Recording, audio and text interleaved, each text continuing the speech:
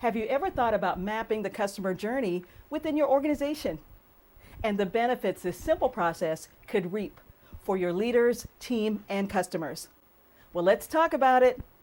This concept is a powerful way to enhance customer loyalty. It's about identifying every key touch point your customer experiences within your organization, from their first interaction, like visiting your website, to their last, which could be a post-service survey. Imagine a hotel stay. The journey begins with an online reservation. Is the process seamless?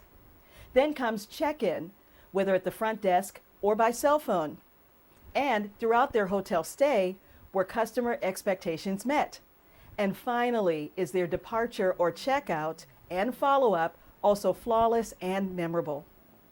You see, mapping the customer journey is an approach that applies across all industries, because mapping key touch points in the customer journey helps clearly pinpoint where you are delighting customers and where frustrations may arise. It's about turning insights into action that strengthen trust and loyalty.